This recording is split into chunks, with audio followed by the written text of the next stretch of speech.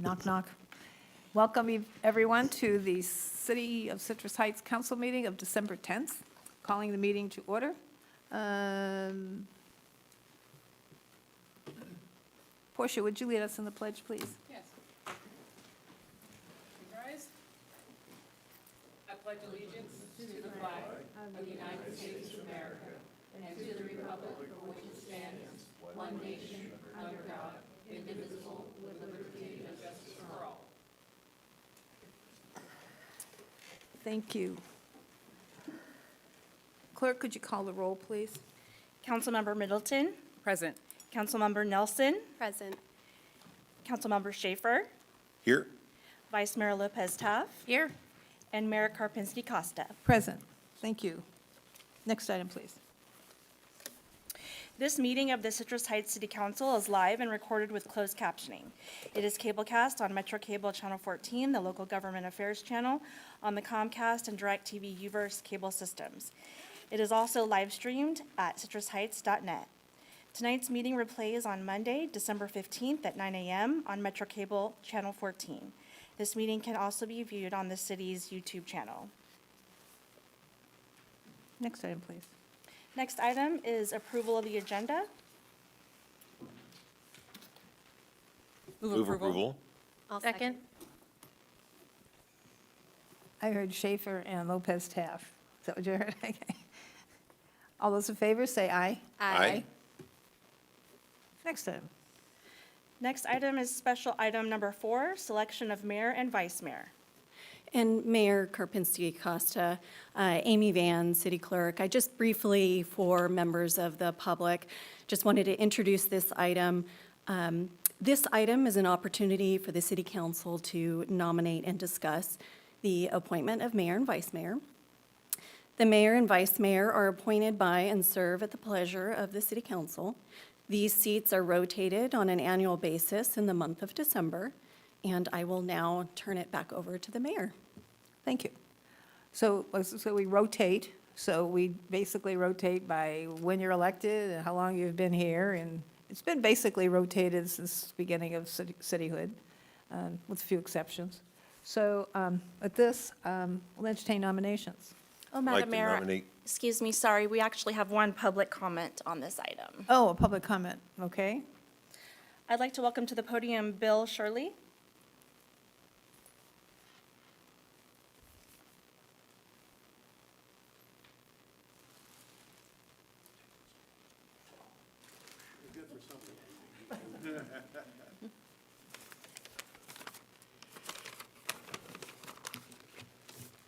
Mayor, Vice Mayor, and council members, my name is Bill Shirley. I'm president of Chasen. And in speaking in behalf of Chasen, I first of all want to thank our District 2 City Councilwoman, Mary Jane Lopez Taff, for her support of Chasen, which is synonymous for Citrus Heights areas 7, 8, and 9. District 2 is comprised of 7, 8, and 9. When Mary Jane is available, she attends our monthly meetings and takes time to update our members, city, county, and state matters that concern us. She then takes the time to accept questions and concerns that our members may have. She supports our events, and I appreciate that I can call her and discuss city matters and local neighborhood concerns. She has earned the respect and support of our Chasen members. She is knowledgeable regarding city matters, and I should add, and a lot more. She is dignified and respectful of others. She listens, and we know she cares about our city and wants what is best for us. If you remember, she won only by a little over 100 votes. She has won over the other 50% who did not vote for her, including me. We are looking forward to further supporting her and looking forward to seeing what the city can accomplish under her leadership in the year 2026. So it's just a small token. Dave, you could probably reach better than I can to get the flowers up there. We haven't voted yet. Well, we're going to give her the flowers anyway for recognition of what she's done for Okay. us. Thank you. so, can I make a comment? So, this is the way this is supposed to go right here. In years previous, it's been charge right up, throw out a couple of names and vote real fast. And without any discussion, and I'm delighted with this council that we're having this discussion and we're doing this in a very matter-of-fact and calculated way. So, And we do, and Rancho Cordova does it our way, but Folsom does it by popularity, who they like. So Yes. they, do- yeah. so with that, I'd like to nominate Mary Jane Lopez Taft for mayor. Second. Okay, nominated in second. I think we'll just say all those in favor, say aye. Aye. Opposed? Okay. Vice Mayor. I'd like to nominate Portia Middleton, I'll Like- second. and seconded by Kelsey Nelson. Do we need a roll call vote? Although- I don't know. Do we? I don't think so. Okay. All those in favor, say aye. Aye. Opposed? Seeing none, we now have a new mayor and vice mayor. Thank you.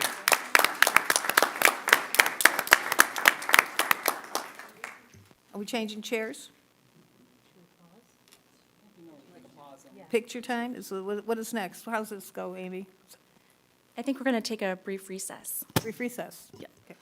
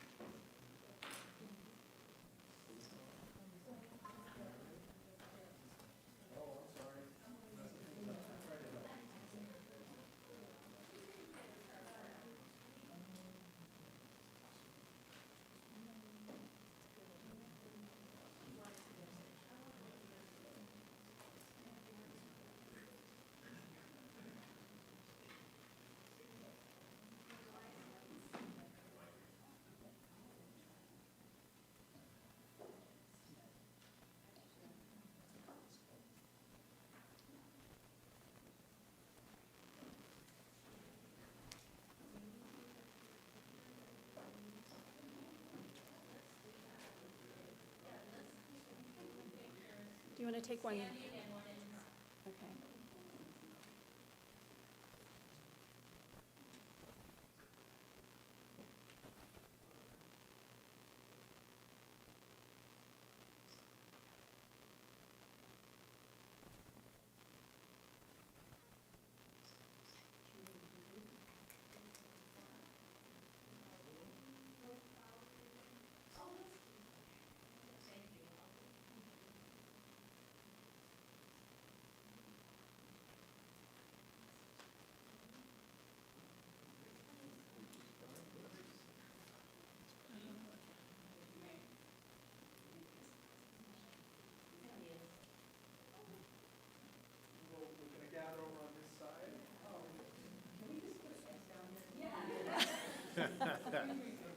X marks the spot.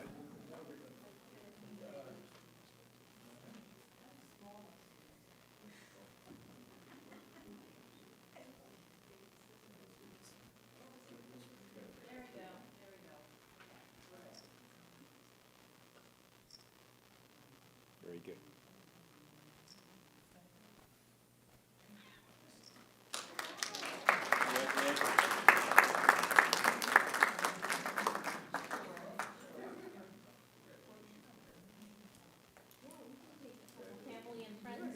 Family and friends photo, we got a few minutes still on recess.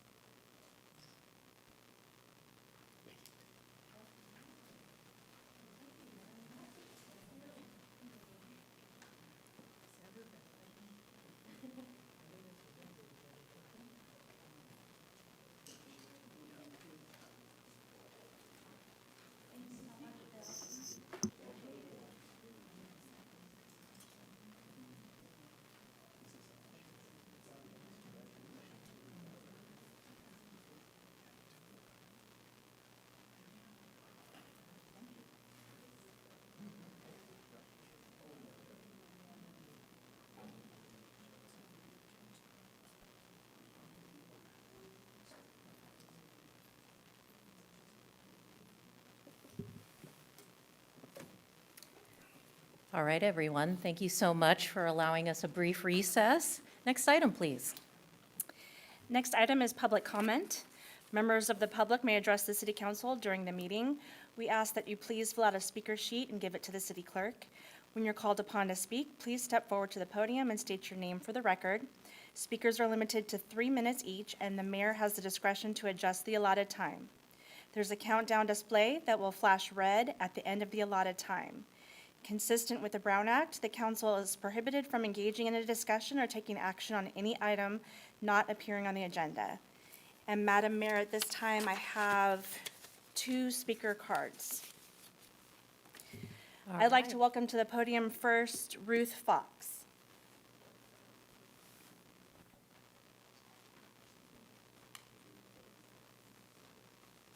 Madam Lopez Taft and Vice Mayor, and council member, thank you so much. I wanted to speak to the fact of, we were given a budget this year with the city council, and we were asked to be responsible for our budget of our funding that was received from city council. So I wanted to speak to the fact of what CHATS, areas 6 and 2, have done with our funds so far this year. First of all, we started off with National Night Out, and we contributed with bringing in food and serving to our residents as they came. Second of all is holiday time. We always go to our area elementary schools and choose from a family that they provide to us. We have 3 elementary schools. And so we chose one, or they gave us one family from each one, except for Grand Oaks, they gave us 2. So we had 4 families to choose from to bring for holiday time and to cheer their life up. With these families, we obtained their kids' favorite colors, their favorite items, their toys, things that they wanted, clothes, food, their favorite foods. So that's what our directors went out and purchased. We bought books. We bought haircuts. A little boy wanted a haircut from somebody other than his mom. So we said, that's a good choice. Let's do that. So we have favorite animals that we purchased. One being a swan. And so we found a swan so we could give it to him for Christmas. We have bought hoods and coats and clothes of all kinds, as well as we decided that instead of just giving food this year, we would give them a chance to go out to dinner. And so we bought gift cards for them to go out and take their family and eat out. And we thought, what an opportunity. If you're low income and you're tight on your budget, even us, sometimes we don't get to go out. But we thought, what a privilege. So we decided, let's go out and find some gift cards for them so they can go and eat out. Another area that we chose, not only were these 4 families, but we decided, we have Sylvan Middle School in our area over here. And so we thought, what can we do for them? Well, in talking to their vice principal, we found that they need gift cards as incentives. And so we went out and bought 30 gift cards. I'll be fast. And then Reach matched us. And we went ahead and they matched us and bought 30 more. So between the 2 of us, we took in 60 gift cards for them to use as incentives. Well, we didn't stop there either. We decided new teachers don't have all the resources. And if you're a brand new teacher, you oftentimes have to take from your own budget to buy supplies for your classroom so that you enhance their teaching. So that's what we did. We picked a new teacher from our 3 elementary schools and then went ahead and bought the things that they wanted from their wish lists of Amazon, all the way from books to headsets so that the kids could focus on STEM project, because we didn't realize that they don't all have headsets. So we tried to use our funds wisely. Not only did we have city funds, but we have generous residents that don't come because of health reasons, but they call me and they say, Ruth, we need to come, and you need to come by and pick up a check. So I drive over there, pick up a check, so that they will participate in our Christmas. But that's what we do with our funds in chats. Thank you so much. Thank you so much, Ruth, for that excellent report.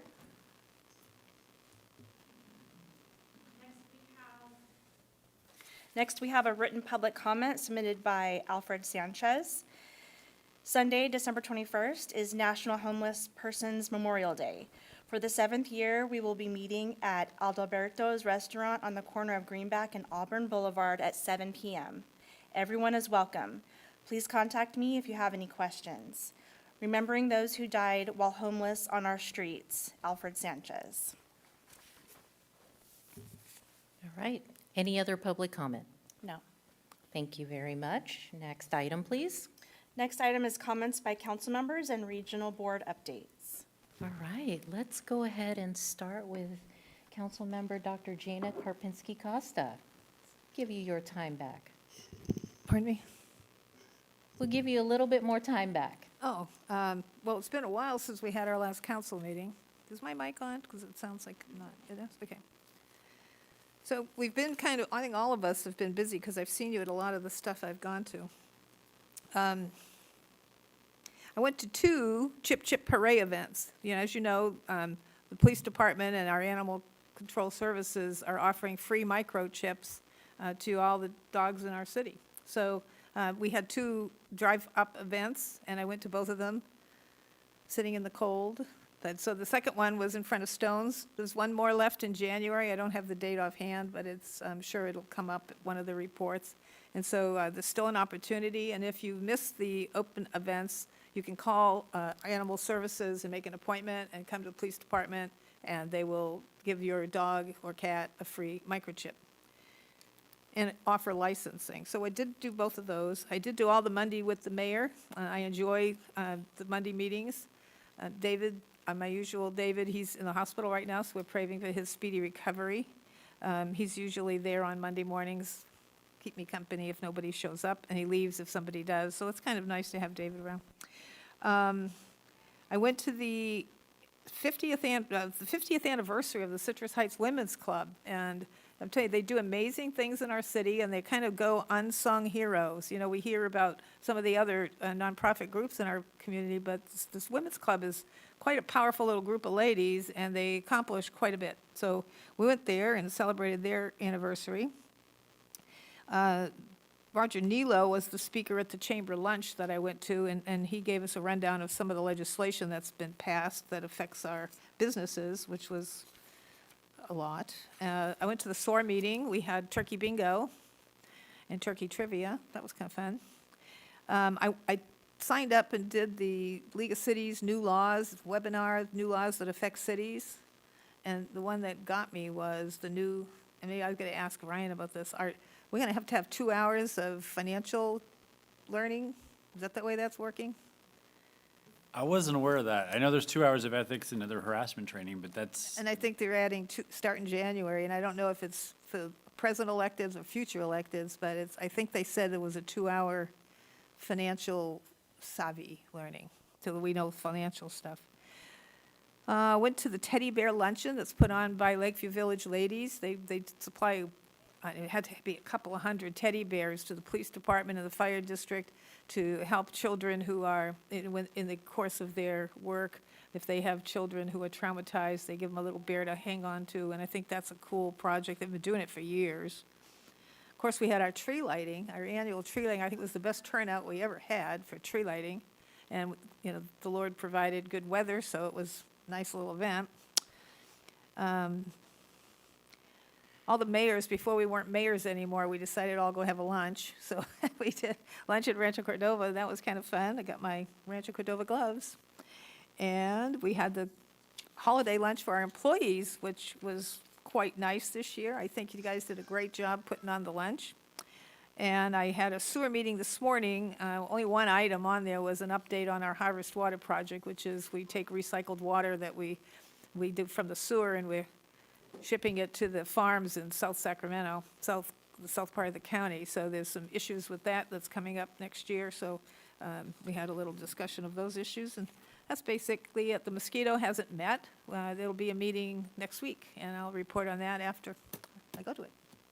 And that's my report. Thank you, Shayna. Let's go with Councilmember Kelsey Nelson. What you been up to? Thank you, Mayor. I will keep my remarks really short as much as possible. I might lose my voice during this meeting. Way back in November, on the 13th, I attended our STA meeting, our final one of the year. We went over survey results of the importance for railway to the airport. And then on the 3rd of December, I attended the Stones 21 Award honoring Sherry Merrick. And then I also attended the Teddy Bear Luncheon on the 14th at Lakeview Village, along with the tree lighting. That was brief. Thank you. All right, Councilmember Schaefer.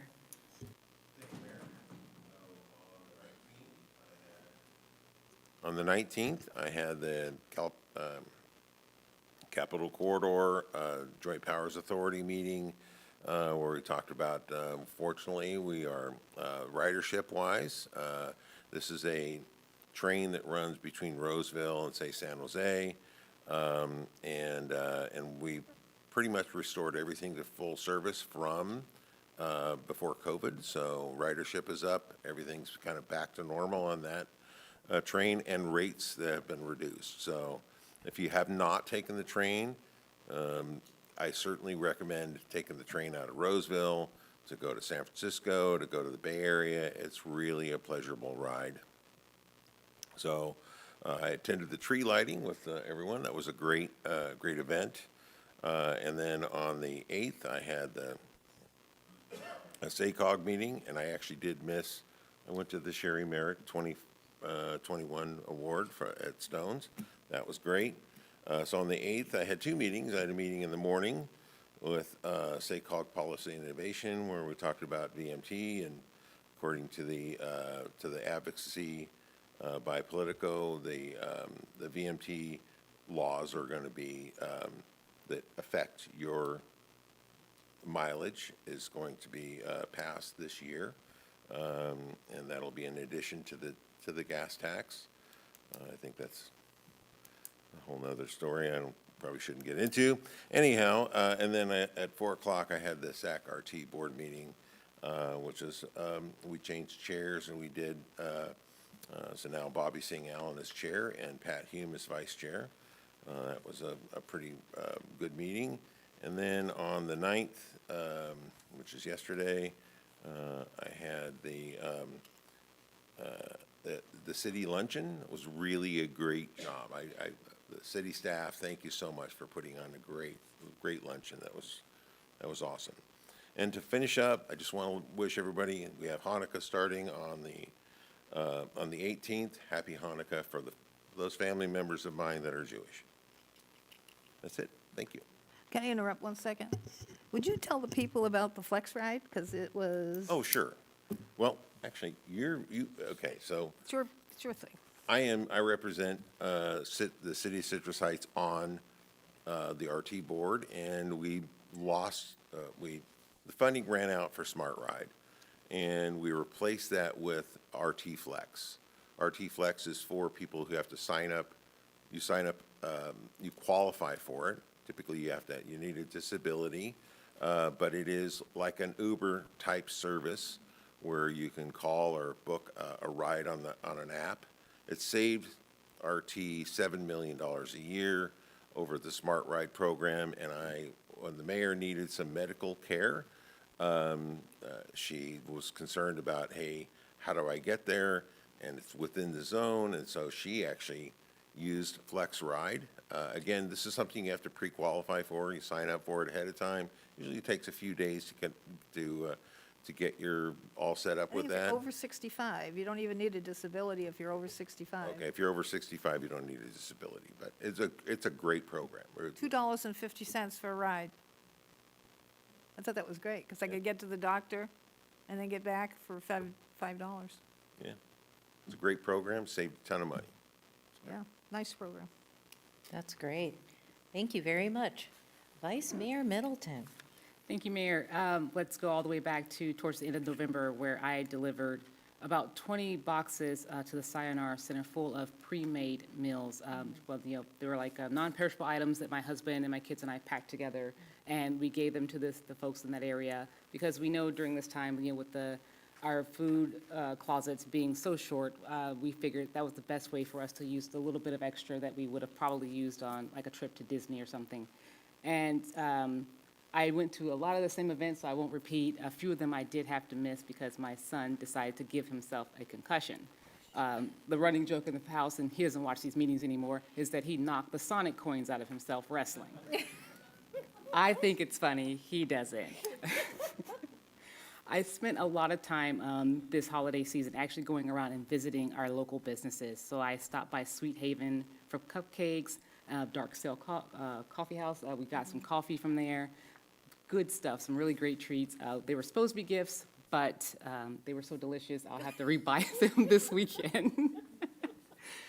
And I also went over to Diana Miller, and she did some pet portraits. She's a local photographer here, right in Citrus Heights, and she did some pet portraits for our foster cat that we got out of the shelter from, what's that, Broad Street, Bradshaw, whatever it is. It's a hairless cat. It's like the only one I could find, and I was so excited. His name is Mr. Biggs. He's so cool. And we also had this really great meeting that was put together by Supervisor Bonnie Gore, and it's called the Capital Region Elected Women, or CREW. And we sat down, and it's a nonpartisan group where we talked about issues that women face being in politics and how we have to be able to navigate, and like tips and tricks for, like, you know, how to not lose our cool, right? And so that was really helpful to understand what other folks are going through and how it's like really similar, and how we can still maintain, you know, some integrity and some civility when we're on the dais, and we still get our point across. And sounds like, well, I wrote it down, it didn't look like a lot, but that was actually a lot of stuff I did. I am so glad you went to that forum, because I wasn't able to, so I want to pick your brain later. So I also had many of the same activities that my colleagues also mentioned here. A few different ones that my colleagues did not attend. I had a few ribbon cuttings. Since I am on the chamber board, that is my pleasure to attend the ribbon cuttings of 2 grand reopenings in our community. The first one was on the 5th with Walmart. Walmart, if you have not been in there, they have reconfigured the entire store. And according to their own staff, they have upgraded all of their fashion items. So if you're of the persuasion, please check it out, because it is quite different and upgraded. So that was a really nice, well-attended event, albeit cold. And just this afternoon, I attended the grand reopening of Narenge. They added a deli portion to their store. So if you have not had an opportunity, they're in the same parking lot as Leatherby's. Everybody knows where Leatherby's is. And so please visit them. They have been around for about 5 years now. And so it was timely that they have a grand reopening with a brand-new feature for their store. And that is it for me. Next item, please. Next item is the consent calendar. Item 5 is approval of minutes. Item 6 is the annual AB 1600 development fee report. Item 7 is a resolution adopting the amended salary table. Item 8 is the submission of application for Tree City USA designation. And item 9 is the Sunrise Boulevard resurfacing project, final acceptance and notice of completion. Thank you, Danielle. Do we have any items that would like to be pulled? Hearing none, I'll entertain a motion. Move approval of the consent calendar. Second. All right, I heard Schaefer and Karpinski Costa. Do we need a vote on consent items? All right. Is it roll call vote or voice vote? Pleasure of the mayor. Okay. All those in favor? Aye. Aye, all right. Next item, please.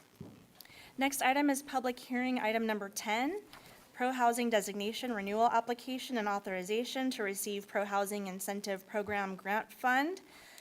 The recommendation is to adopt a resolution authorizing the application to and participation in the pro-housing designation program, and to adopt a resolution authorizing application for and receipt of pro-housing incentive program funds. All right, everyone, so the way public hearing, and this is, I'm going to say this mainly for myself.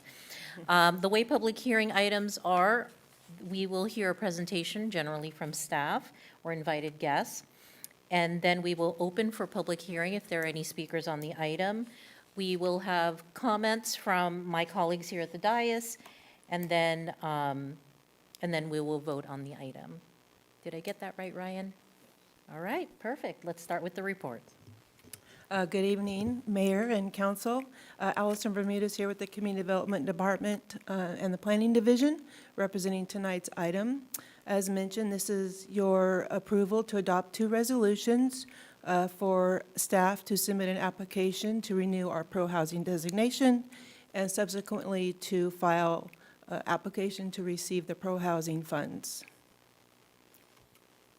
And what is the pro-housing designation?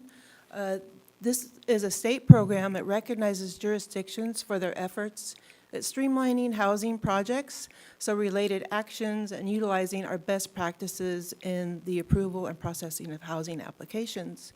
So for the city of Citrus Heights, we get awarded for the good work that we already do. Some examples that are in our application where we're rewarded are we allow residential uses in our commercial zones, specifically a number of housing units planned for a Sunrise Tomorrow project. We do ministerial reviews. That means staff review housing applications for units when there's 10 units or less, so eliminating that public hearing process on the smaller projects in hopes of expediting housing development.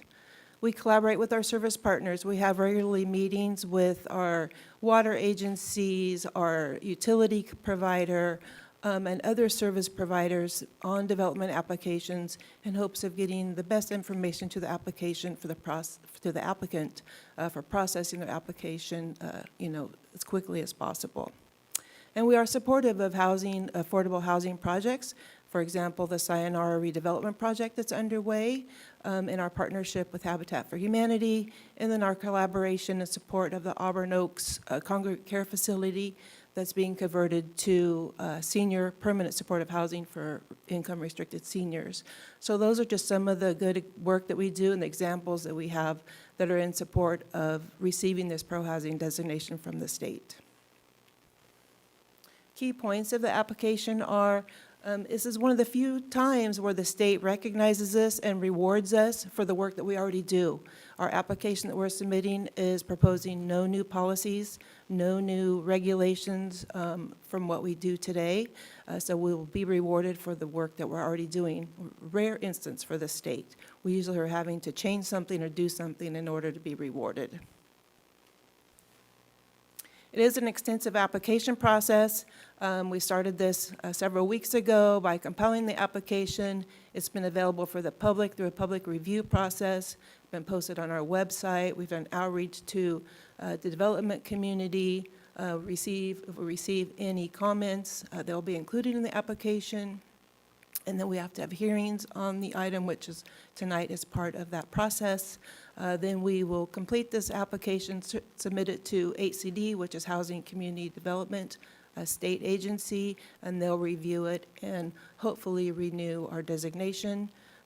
As mentioned, we already are a pro-housing designated city. We were awarded that back in 2022, and they do last 3 years, so it's set to expire at the end of this year. What's the benefits of the designation? One key component is we do receive points on scoring of grant applications that we submit. There's several state grants that we apply for through the city, some infrastructure programs, affordable housing program, all grant programs that we apply for, and being a designation, we do receive extra points on those applications. So it's a very important part of that process when some of those grants are so competitive. So that does help us in the scoring. And then the big part of it is, should we be rewarded the designation, we can apply for pro-housing funds, which is in the state's budget, and jurisdictions that have received the designation are awarded funds to be used for, to advance housing.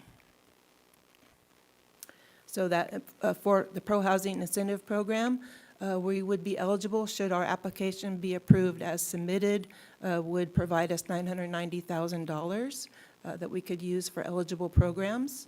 Our first designation that we received back in 2022, we were awarded $960,000, and that was our contribution towards the Habitat for Humanity project on Sayonara. So those funds were put to a good use, and this award would, if we're approved as submitted, we would jump that up to $990,000. And eligible activities that we could use that on are housing rehabilitation projects and programs, utility infrastructure improvements, and other related initiatives. So tonight I'm asking you to approve both resolutions, one authorizing us to submit the application, and the follow-up resolution would be that should we receive the designation, then we can submit for the funds. Thank you so much, Allison, for your report. Because this is a public hearing, we're going to open the public hearing. And Danielle, do we have any public comment for this item? We have no requests. Okay. Anyone change their mind and want to make a public comment? All right, I will close the public hearing. Council members, comments, questions for Allison and her team? Councilmember Schaefer. Thank you, Mayor. I drove by the Sayonara Habitat for Humanity projects. I was delighted to see how well it's going. It's really going a lot faster than I really thought it was going to. And I can't tell you how proud I am of that project. It really is changing the whole face of that neighborhood. So that's my comment, and when we're ready, I'm ready to make a motion. Any other comments? All right, Vice Mayor Middleton. I think it's really important that we highlight the fact that it's not many cities, jurisdictions that are actually able to get this designation, and it takes a lot of hard work and a lot of preemptive planning, a lot of visioning that happens, not just from staff, but from the council as well. We all work, together to make sure that we are being at the forefront and trying to anticipate all the things that are going to come down from the state and make sure that it's already kind of within our code and our processes so that we're able to capitalize and get, this huge amount of money, because it makes things like the Sayonara development happen. It makes, things like our senior conversion to happen. It's things that we need in this community, but if we are not ready, and if Alice is not doing the hard work behind the scenes to make sure we are ready to take those steps and do the hard work up front, we would never have that opportunity. So once again, I have to say thank you, because since I've been on this council, that is something we've always been very proactive about, is where and how can we maximize housing. Thank you so much for those comments. Any other comments? All right, it sounds like we're ready for a motion. I'd like to make a motion. I'd like to move that we adopt Resolution 2025, a resolution of the City Council of the City of Citrus Heights, California, authorizing application to the participation of the Pro-Housing Designated Program, and B, do we have to take these separately? Okay. Adopt a Resolution 2025, a resolution of the City Council of the City of Citrus Heights authorizing application for and receipt of the Pro-Housing Incentive Program funds. Second. All right, we have a on both of motion and those. a second, Second and a second on both those motions. and 2 seconds. All those in favor? Aye. All right, sounds like we have unanimous vote there. Okay, next item, please. Next item is regular calendar, item number 11, discussion item of strategic goal related to mobile food vending. Recommendation is that the council review the information presented and provide input and feedback to staff on possible code amendments. Good evening, Mayor and Council. Casey Kempner, your Community Development Director. Aside Allison Bermudez, our Senior Planner, taking this item tonight. This item stems from a strategic objective that was set back in March of 2025, and it really focuses on checking to make sure we're kind of on par with our neighbors and making sure that these regulations were related to certain uses are still working for us. So this is our opportunity to kind of dust it off and see what's working, what's not, and see if there's any changes that need to be made, or maybe things are working just fine. So today, we are focused on food truck, our mobile food vending. This objective, as you'll note here, also mentions massage. That'll be happening at a later date, probably early 2026. Tonight, Allison's going to give you an overview of kind of what our regulations are now. We're going to give you an overview of some of the feedback we've heard. We're going to give you a little bit of options to see if there's options you want to explore to make changes as we move forward. You'll probably hear from brick and mortar. You'll probably hear from food truck with different perspectives. And so tonight, we're really hoping to get your direction on if any changes are needed and what changes you would like. So with that, I'll turn it over to Allison, and she'll walk you through more of the background. Good evening, council. Thanks, Casey. Just to kind of set the stage for tonight, as Casey mentioned, we're talking about mobile food vending and preparation for tonight's meeting. We did do an extensive outreach to give everybody an opportunity to be aware of this discussion. So I did outreach notification to all of our current food truck operators, brick and mortar restaurants. We sent emails to all the operators or owners of brick and mortar restaurants, notified the Chamber of Commerce, the Sunrise Marketplace, mobile food vendor organizations such as SACMOFO, and then we also notified the owner of the future food truck plaza coming up on Auburn Boulevard. And so to also clarify what we're discussing tonight, the type of vendors, these are mobile vendors, so these are stationary vendors who operate from a vehicle, from a cart, something that moves, but they stay in place in one location for more than 2 hours, and they're stationed on private property. So typically, we'll reference food trucks. Generally, there's some kind of motorized vehicle that travel around, but they may set up in a parking lot and stay there for a few hours every day or certain days of the week and serve the public from a single location more than 2 hours. What we're not discussing are vendors that operate from push carts or some other type of mobile device where they move around and they don't stop, except maybe to sell something to a vendor. They travel around, or they park stationary and they're on the sidewalk. That is regulated separately, and this would be a separate discussion. So tonight's are vendors that operate from private property. In general, I'll refer to them as in parking lots. So we have current regulations. Current mobile operators have to obtain a planning entitlement permit called a temporary use permit. This is an application through our department. They have to demonstrate that they hold a valid business license. They demonstrate that they have property owner approval to set up their mobile food vending in their location. And they must demonstrate that they have an approved health department permit, that their device that they vend from is approved by the health department as meeting all the safety criteria, as well as they have all this food handling criteria that necessary. And then they have to demonstrate that they can provide access to a public restroom. They submit that to us. We review the application. Should their permit be approved, they are valid for 180 days per year. This is something that's different than other jurisdictions around us, as we'll talk about later. So this issued temporary use permit will allow them to operate a single location for 180 days per year. Consecutive days? It doesn't matter. It would just be, so if we issued on January 1st, let's say June 30th would be 180 days, it would be valid for that time period, whether they operate 5 days a week or 8 days a week. Okay.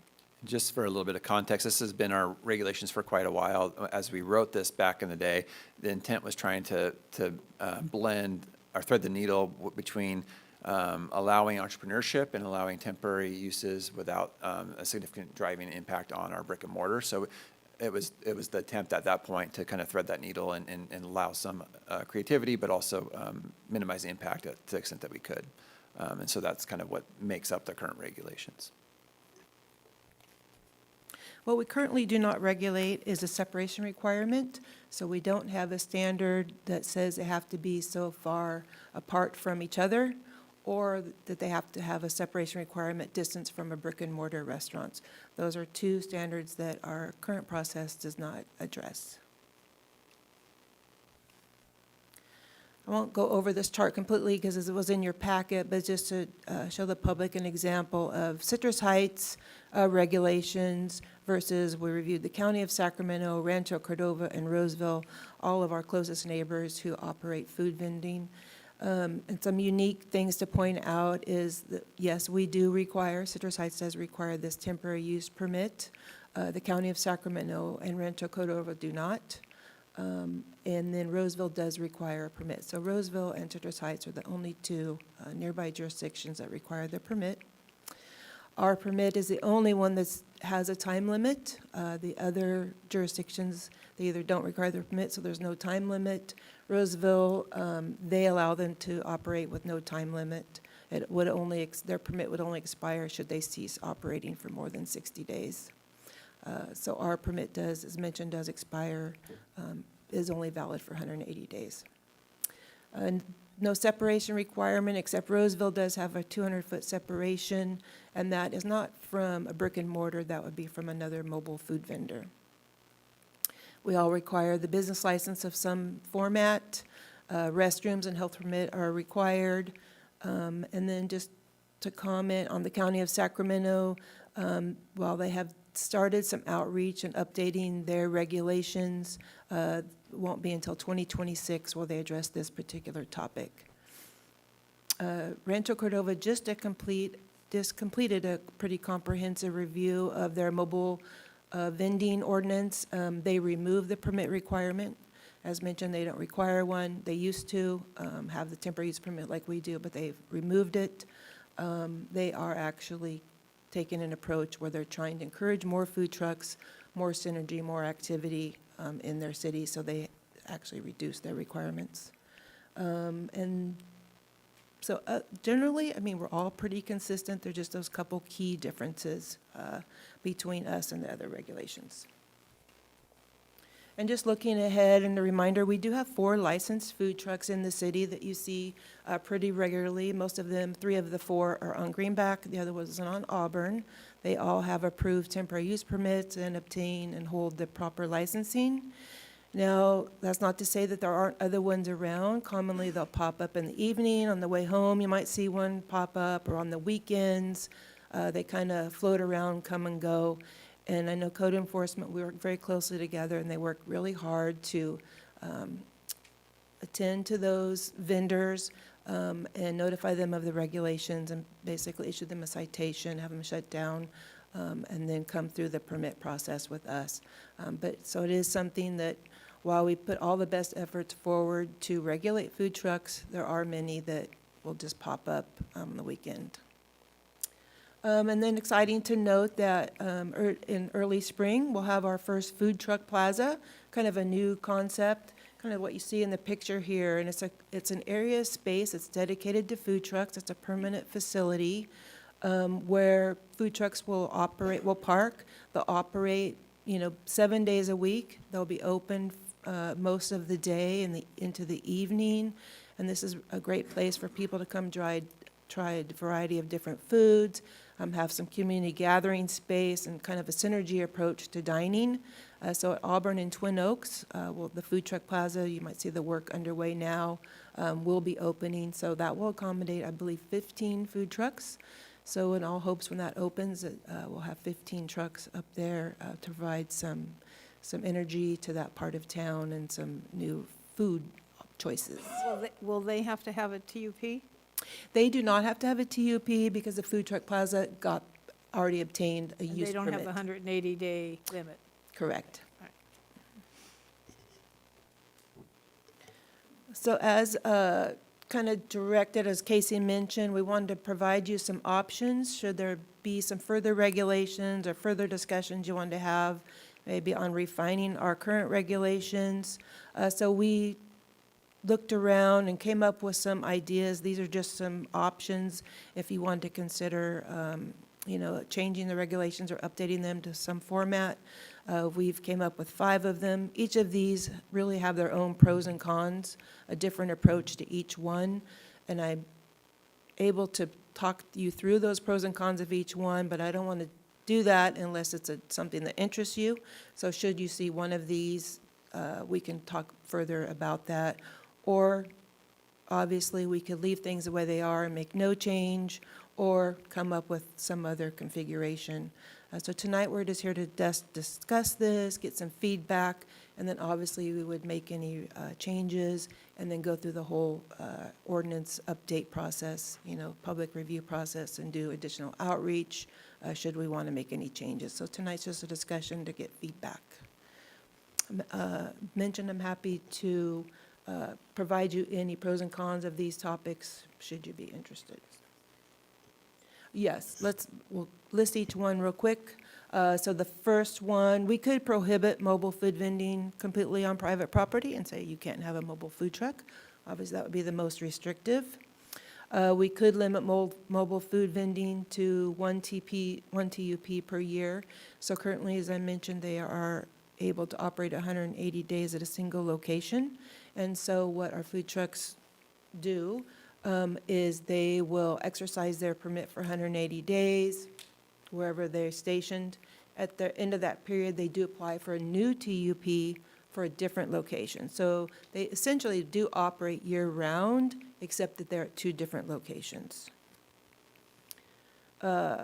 We could prohibit food trucks within commercial centers that contain a restaurant or a commercial kitchen.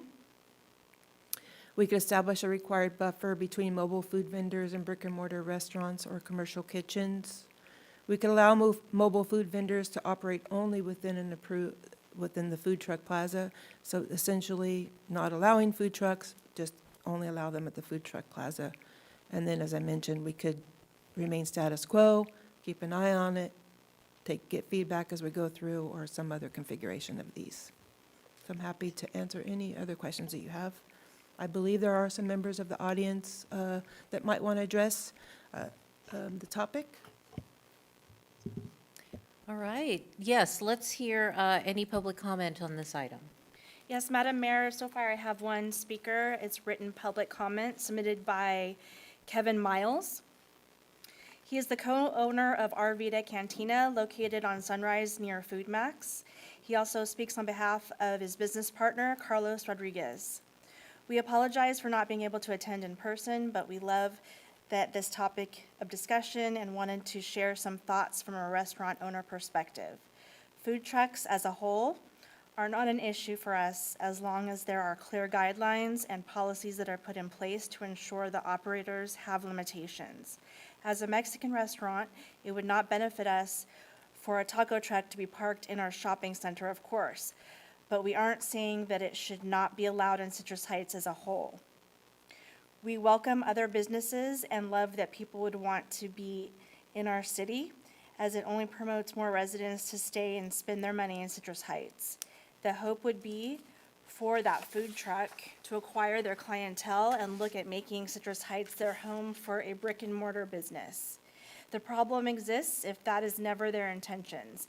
They come to Citrus Heights but take their truck back to Elk Grove, for example, with zero intentions of making our city their home, ultimately not funneling any of that back into our city in which we pay taxes for our businesses. Forgive us as we are not educated on the current policies in place for the food trucks, but we all strive for fairness in life and business, and we believe that is the most important thing when considering how to move forward on this topic. We have seen a lot of growth in the past 6 years through our business and even more in Citrus Heights. We don't plan on going anywhere. We are committed to doing our part, and we just hope that everyone who conducts business in Citrus Heights is committed to that same mission. All right, thank you. Comments from my colleagues? All right, Councilmember Schaefer. Thank you, Mayor. So what does the city of Sacramento do? So you listed the county, you listed Rancho Cordova, Folsom.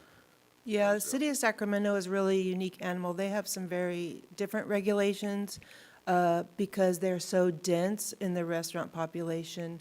It's not even it can't even really compare it to ours. It was very challenging and such a different animal. They have a distance requirement from restaurants that have outdoor seating, outdoor dining, and in certain districts of the downtown. So it wasn't really, I didn't think, a fair comparison. So my next question is, who's complaining? I'll speak to that. Sure. Okay, so in my year of Monday with the mayor, for the few people who have come, I've had 2 people come specifically on this, and I didn't have that many people come. So one was the restaurant owner of Tres Hermanes. Do you know the name? Tres Hermanos. Hermanos, and that's Carlos Ruiz. And outside of his door is a taco truck, and he's a Mexican restaurant. And the taco truck uses, the picture, he's down there by next to Harbor Freight, and the guy is out in front, and his restroom is the massage parlor down the other end of the block. So somehow he manages to use that as his restroom requirement. And then he puts a tent, a canopy, tables and chairs, so you look like your little outdoor dining area. And this poor Carlos says he had to lay off 2 of his employees because business got so bad. And they're there from dinner time. They're there. They're not there in the lunch as much as towards the dinner time. So it's stressful for him. I went to visit him when this got agendized. And then the other guy was a guy in Chasen area who just thinks it looks awful to go down to pass through the shopping center and see this big old ugly taco truck in front of a Mexican restaurant. So I am kind of favoring at number 3 that because we had the Battle of the Bands for the American Legion, and there was a really, really, really good food thing there that sold beef. He smoked it all night long, and it was so good. What if he went and parked outside Texas Roadhouse? So I think that, with that, he could. And I just think that we don't do our sit-down restaurants enough, give them enough credit to be able to bring in the people when someone's right out in front of him selling tacos and he sells tacos inside. And his menu wasn't that different than the truck. So I think when they compete against a commercial restaurant that's already there, and I think the guy from Arvita said the same thing. He doesn't want a taco truck outside his restaurant. So I think that's, and we only have 4 of them that are licensed. And so it's kind of, anyway, those are the 2 complaints I got. Okay. So the $326 we charge for a permit, what is that, what do we do with that money? Is that just general fund money? Do we have a justification for what we do with that funds, or? Yes, that's an application fee, so that's the staff processing time to process the application. So as mentioned, we review the application, review its contents, make sure it's complete, provide letters to the application of their conditions of approval, and then monitor, that their compliance with that. So that is just the application permit processing. That seems a little, well, it's a relative thing. If you get enough business, certainly it's not that much. But if I had to compare that, if I can go across Manzanita and go into the county, I don't have to pay anything. I know there's no regulation there at all. So there's obviously a reason that they're doing business here in the city, in our city. So for me, this isn't, it's not that, it doesn't appear to be such a simple thing. I'm not sure that it really, it is a big issue for me, but I would probably lean towards number 3 as well, just to protect the businesses that are here. But again, Well, they still could go to another commercial center that didn't have, we have lots of commercial centers with no sit-down restaurants, Right. which has been our main complaint. Yeah. So there's a lot of places they could go and actually be a benefit to that area if there's no restaurant there. But to be right in front of a restaurant selling the same type of food the restaurant sells is wrong. An example, just for that, would be in that same area. So the food truck that's there now operates by the Tire Center. for a little bit further down than that restaurant. But there is another one across the street in Lowe's. So Lowe's does not have a restaurant. Right, So they would still would be one across the street. that's a great place. You come out of Lowe's and you want to have a taco, you don't have to run across Greenback. That, to me, would be a better place for that truck than in front of Los Hermanos. We have another question. So I believe I saw in the presentation that they have to have permission from the property owner, correct? So Correct. if they're there and there's a restaurant, a brick and mortar there, right? And that means somebody, the property owner, gave them permission to be there. So I really think that that's something that the restaurateur and the property owner should be talking about, because if the property owner gave permission to the truck to be But the there, property owner is, not my problem. We're not here to, get Well- that deep in the weeds. That's my opinion. I think the rest- But I do want to know, I know that during COVID, we did have an outdoor dining ordinance, and I do not think that should apply to food trucks. So I think that should be something that we should be enforcing. I think by not having spaces where folks can sit down and have a full meal outside, it will keep, if you want to have a sit-down meal, you'll go inside that restaurant. But we should make sure those food trucks are, popping up shelter and tents and shade or whatever. So that's something, I'm willing to tweak it, but I don't want to get too far into it where I'm telling a property owner, yeah, you gave somebody permission, but you can't do that on your property. I think that's kind of getting us into some places where we don't want to really go. So if I understand, so your suggestion would be to allow them, but not allow tables and chairs? Correct. Okay. All right, any other feedback? It's good discussion. Yes, Mayor. Okay. Thank you. I agree with Councilmember Middleton on the tables and chairs. I think that might push people into brick and mortar restaurants if they do want to sit down and eat. I'm also curious what it would look like to limit that like-kind food truck and restaurant. It does make sense to possibly limit that a little bit. Or can we not? Yeah, let me speak to that. So there's not a lot of case law that speaks to that. I think we could have like an equal protection type claim that somebody, making that restrictive of a ban where you say, if there is a Mexican food restaurant, you can't have a taco food truck. I'd have to do some more research on that, but I would be concerned that that is too restrictive and could be an unconstitutional provision. But Okay. But I Wouldn't could wanna do that. certainly continue to research that, and right now you're having a discussion, so if that is part of what the council wants to do, I would like to research that before we come back to vote on it. Okay, thank you. I'm also curious about the distance requirements as well. Maybe it is a 200-foot buffer between the restaurant and the food truck. I'd be open to something like that.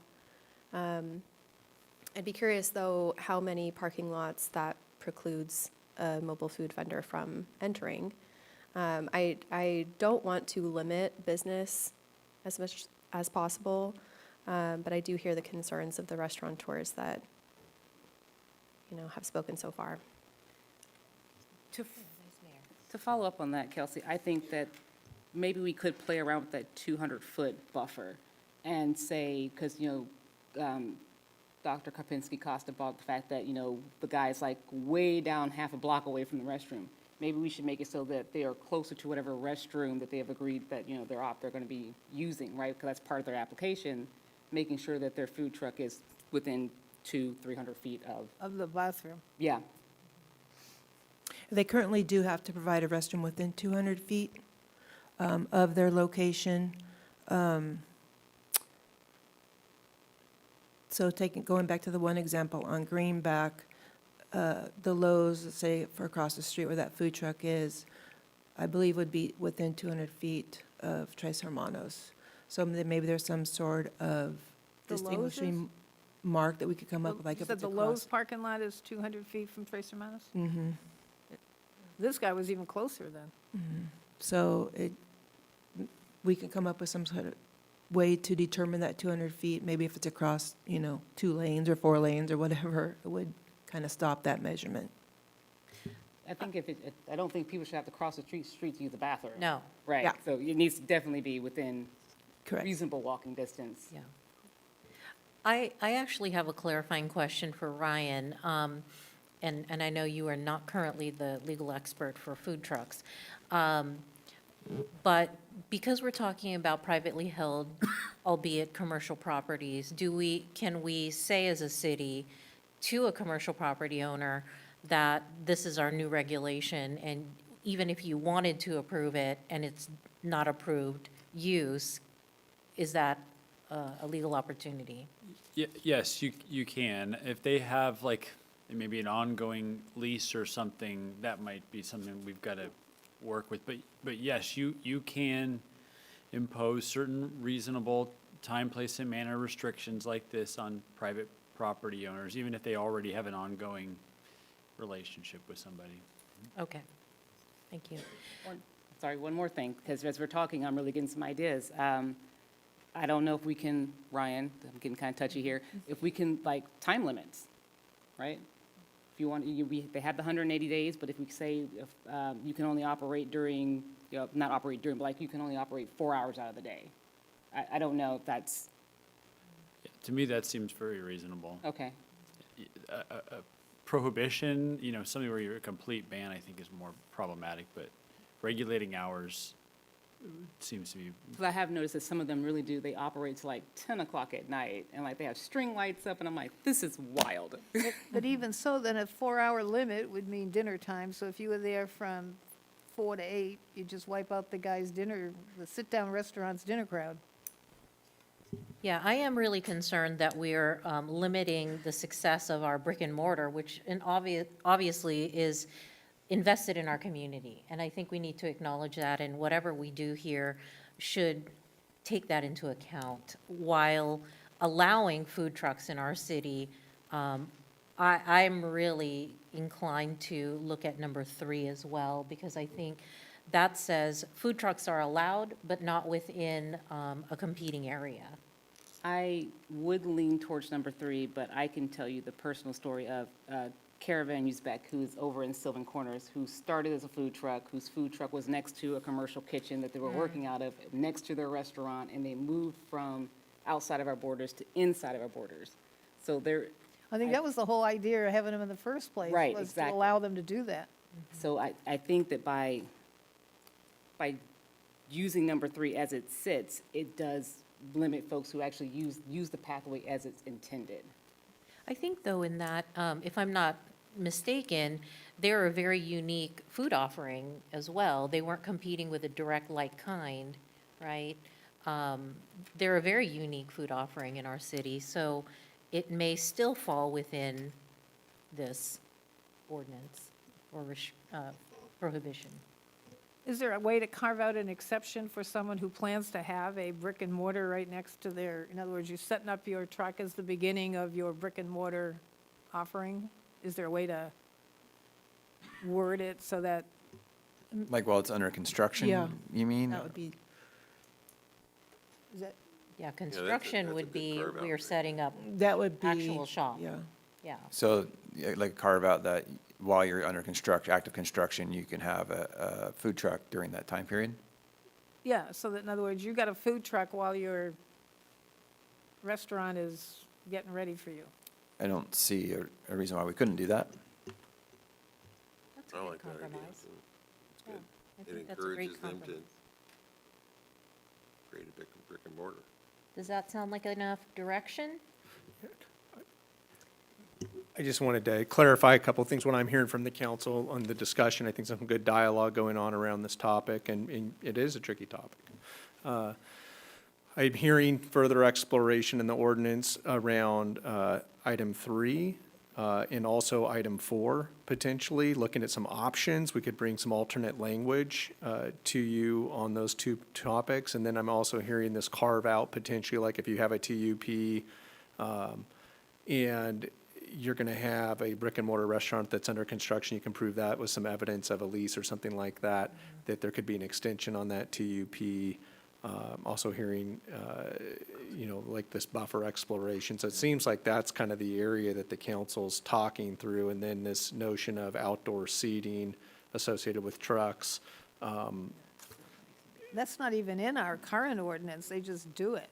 No, it's not, but I'd say that, you know, we could look at that in a couple of different ways too. I mean, one could be if it's if the council ultimately lands on a place where you still want to allow food trucks in a plaza, whether, in a shopping center where there's a restaurant, well, then maybe there's no seating there. If it's in an area that's kind of a food desert, maybe it's an allowance. There could be a further granular look at those kind of things that we could kind of come and bring the council some options on. The other thing I heard you talk to City Attorney Jones about is the exploration of this light kind of food, and if there's any opportunity to make a distinction there, you know, relative to a different offering within the same The area. 4 currently licensed are all serving Mexican food, right? Is that the one, the Yeah. 4 that you have currently licensed are all, they're all the same? So it's not like one selling submarine sandwiches and one selling tacos? Yeah, typically food trucks tend to lean towards one type of cuisine or another. I mean, when we have our Stars and Stripes events, for instance, there's a lot of different food offerings. Some are, you know, burgers, some are hot chicken. This you doesn't know. regulate those trucks, right, that are lined up along the street for our events? No, those are special event trucks. And then similarly on the food truck plaza, the food truck plaza too would have, like, I'm sure, outdoor seating options. It's a plaza, it's a sense of place, a gathering space. I think that unless Allison and Casey feel that we need further direction, what I'm hearing is 3 for this light kind discussion, and then maybe some granular detail on outdoor seating. Do you feel that we need any further dialogue on this? Oops, sorry, no, I think we can work with that and bring something forward based on that feedback. And the 4 that are licensed now, where are they at? You have the one on Greenback that parks at Los Hermanos. Where are the other 3? There's 3 on Greenback and 1 at Auburn. They're all in different locations because their 180 days expired, so. Were they all, where there was a restaurant already there? The new, one located at the new center where there is the one restaurant, Greenback and Mariposa. There's one in that center, one at the Lowe's, one, where's the other one? That's okay. But they're all in, you know, the areas that are heavily trafficked with the most traffic, so along Greenback, and then Auburn and Greenback. So what do they do the rest of the year? They go home and sit for 6 months and come back and do another TUP? Is that the plan?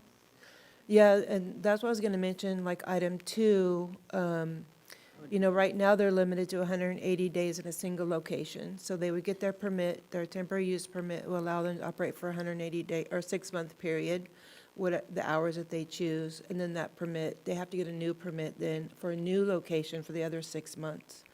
Option 2 is one way where you could only limit them, they would truly be temporary. If they were only gonna allow them to operate for 6 months a year, they couldn't get a second TUP for a different location. Well, that's, That would force them to really be temporary and not a permanent that location. basically puts them out of business.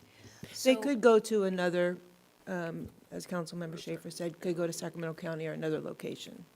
My additional question, since this information was widely distributed, what other feedback did we get from other entities, whether it be our chamber or the other restaurant owners that you received directly? I haven't received any direct comments based upon the notifications. I believe Casey has talked to the Sunrise Marketplace and the Chamber, and if I'm not mistaken, they wanted to see what kind of regulations were going to come out of this discussion, and then take it to their respective parties and Yeah, I comment on think that. they recognize it's a tough issue, and I think they were looking to kind of weigh in when they had a little bit more direction on where we're headed. All right, it looks like we've got some starter direction here, and we'll keep listening out for it. Thank you. Thank you very much. Thank you. Let's get some more feedback next time, too. That helps. If we get some more restaurant owner feedback, especially along the big corridors.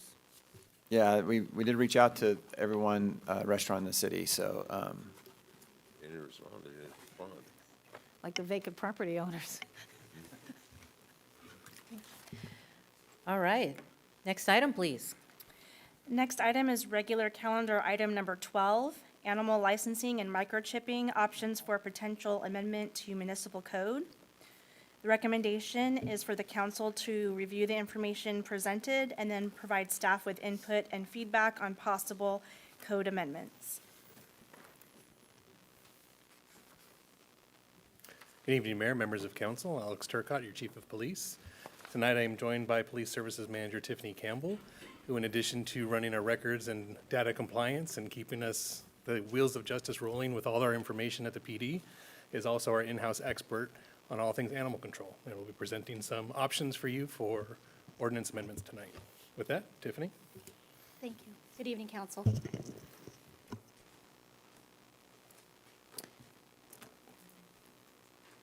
This presentation meets a city council strategic objective and is in alignment with the city strategic goal to preserve and enhance public safety.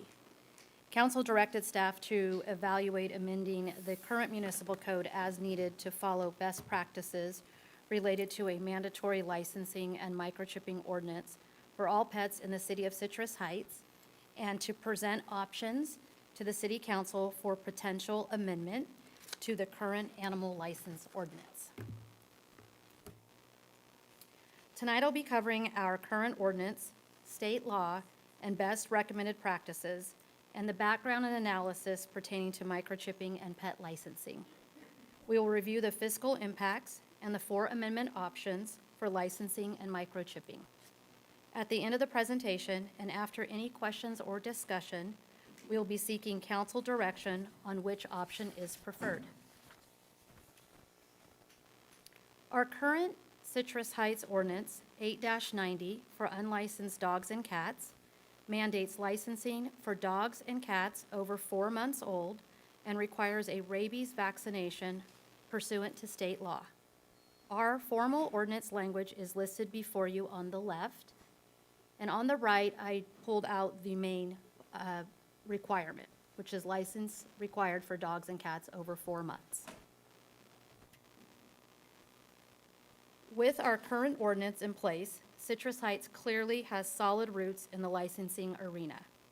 We are hitting the target, we are compliant with the mandated laws noted above, and we are currently offering the items noted as best practices. Pet licensing provides an official ID linking pets to owners, improving reunification outcomes, and microchipping is an added layer in support of reunification. Moving forward to the background and analysis, staff researched and compared over 20 licensing and microchipping ordinance throughout Sacramento County and surrounding areas.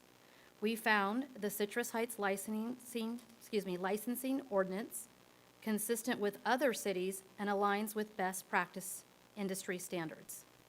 Some interesting outcomes from some of our neighboring agencies include Placer County, who only mandates licenses for dogs and not cats, Rancho Cordova, who offers free licenses, free microchips, and free vaccinations for cats and dogs currently, and Elk Grove has a mandatory microchipping requirement to obtain a pet license, and they offer a $50 annual opt-out fee for those pet owners who do not wish to have their animal chipped.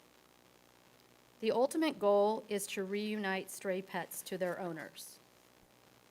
And after the staff report was published, 2 questions were presented.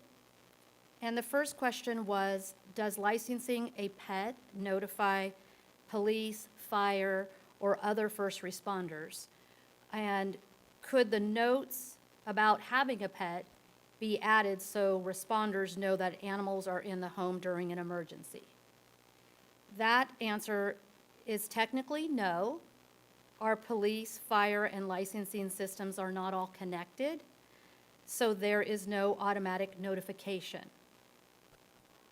Because of that, a physical sticker or a placard remains the most effective way to alert first responders. And even tonight, discussing with our colleagues, they are looking when they go into a home for who is in the home and if there are any animals. That is part of something that is normally Not or to up interrupt your there. presentation, but I told you, do you think we could get some of those from the fire department and maybe have them for people? Interesting, I'll cover that in just a moment, but the fire department doesn't actually offer those placards. Oh, I thought they did. What I'm saying is that they, in their day-to-day training, when they are responding, especially in a critical incident, they're always thinking, who is in the home? And so many folks have pets that they're making sure that they're getting the people first and then the pets. But to speak to that specifically, they don't have or offer a sticker or a placard as well. So Why don't you design one and I'll buy them? so coming up next, thank you. We'll talk about that in the options. I appreciate that. But moving forward, the second question was, does the city provide pet notification cards? And could they be included as a low-cost item in the licensing package? And so currently, we do not provide notification placards, and I also believe they're called window slicks or something of that nature, but it is a low-cost item. And however, if directed, we could research the costs associated and report back to council. So again, that would be providing that placard when someone licensed their animal.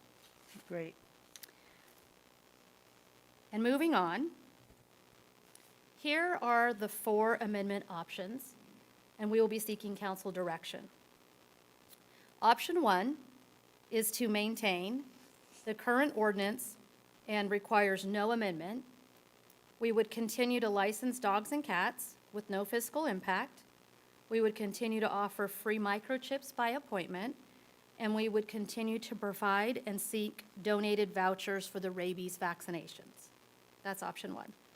Option 2 would be to mandate microchipping for dogs and cats as a requirement to license issuance.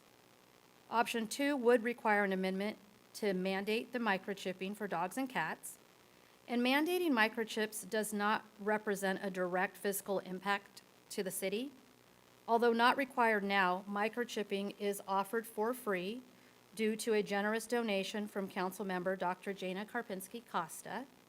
It is unknown if citizens would choose to have their animals chipped by our animal services team. However, the current donation is sufficient to serve approximately 1,000 animals. So based on our current rate of microchipping, we expect the existing chips to last through fiscal year 29-30. Moving on to option 3. Option 3 is free licensing for puppies for the first year with a rabies certificate. Option 3 is specific to puppies and would provide the free first-year licensing for puppies with a valid rabies certificate. The fiscal impact is unknown because reports do not distinguish licenses by age. The cost of each license in this category would be $35 per puppy. This option may encourage early license compliance for puppy owners, and we would waive the license fee for the first year, and again, a rabies certificate would be required. So option 3 is amendment for puppy. Option 4 is for free licensing for all unlicensed dogs and cats for the first-time licenses for 1 year. This option could result in a possible fiscal impact of $21,000 at our current rate of licensing. Over the past 5 years, the city has issued, on average, 1,600 licenses for new and renewed licenses. So in those 2 categories combined. And currently, using a current statistic or data point, the city has 1,274 active pet licenses on record, which equates to 139 for cats and 1,135 licenses for dogs. At this point, I'd be glad to pause and ask council if they have any questions or comments. I do have a question. Yeah, please. Pardon me, I had to step out for a moment, so I don't know if you covered this. I heard you talk about the window clings. But other than the window cling, does PD and FD have the information from the licenses? So when they arrive to a home, it says somewhere in the data? I'd be glad to cover that again. Okay. My answer was no, And the reason is because our police, fire, and licensing systems are not all connected. So there's no automatic notification. We all use different software programs. And so the other part you may have not heard in your absence was that in speaking with our colleagues of the fire department, it is in their training to always consider, whether it's police or fire, if there is homeowners or pets in that home. Of course. Thank you so much for repeating that. Oh, of course. Question? Could I have a question? Any other questions or I have comments? questions. It sounded like Tim had his hand up first. Oh, okay. So, I'm just curious, how often, when you pick up a stray animal and we have identified that animal belongs in Citrus Heights? I mean, I'm sure there's quite a lot of animals that we come by that have strayed into our city from other communities. So the question is, how many of those animals that are we finding in, I don't know, percentage, you probably don't know what the number is right off your top of your head, but I'd like to know, what are the barriers to getting an animal licensed? And if we offered free licensing, is that an effective relief of whatever barrier there is? Or is it just a matter of people just don't think if they get an animal and they don't think about taking it down? Do you have to bring it in to get a license? Because it's something you can license online? Or how do you, I'm just curious, if people aren't licensing their animals, why not? I think I recorded 4 questions, so I Okay. would be glad to answer them all. Sure. And please remind me if I missed something. I think one of the main questions you were asking is, what are the barriers and why are people not licensing their pets? And how are folks able to license their pets? Those were the 2 main topics, and then I'll cover the stat if you would like. I believe that the barriers are just the fact. Thank you, sir. This was going to be my PSA when we were done, but since you asked in advance, and I appreciate the questions. First, let's take this. How do folks license and chip their pets? We make it as simple as possible for anybody in Citrus Heights. Right now, in this moment, anybody out there in the community that's not licensed could use their phone at their television and click that QR code and start the process right from their couch. We have licensing available on both the PD website, the city website. They can do it online. They can use a QR code. They can even do it by paper, by an application. They can call the department. They can come to and license their pet inside the police department, at City Hall, or at the Bradshaw Shelter. We have multiple ways to do it. So that I'm proud about for our city. Why folks choose not to license, I believe, just as a pet lover and a pet owner, folks at times have to make the decision in their budget with what's important to them. Folks also don't tend to see the need for this because they don't believe their animal will get out. And what we find with responsible pet owners is generally they don't. So what we find is that it's the stray animal population. Speaking specifically about your stat, when a Citrus Heights stray animal is located by a Citrus Heights Animal Services officer, that animal is scanned immediately for the chip and returned in the field if we have the information. And to tackle the numbers is a much bigger conversation, but I would be glad to touch on it now if you would like that answer. 18 animals in Citrus Heights were checked for chips and returned. The rest did not have a chip. And that number is for our Citrus Heights Animal Services officers. And I can look at the slide, it was about 215 animals that Citrus Heights officers checked, and 203, off the top of my head, that our citizens took on their own down to the shelter. They may or may not have checked. I believe your next question would be, are they checked when they get to the shelter? Absolutely, and within 24 hours, they try to make those phone calls back if they had any chips. But the stats show and the data proves that the animals that are going to the shelter are not licensed or chipped. So I hope That helps. I believe I answered all your Thank you, questions. yes. Okay, you're very welcome. Any other comments? Yes. I have questions.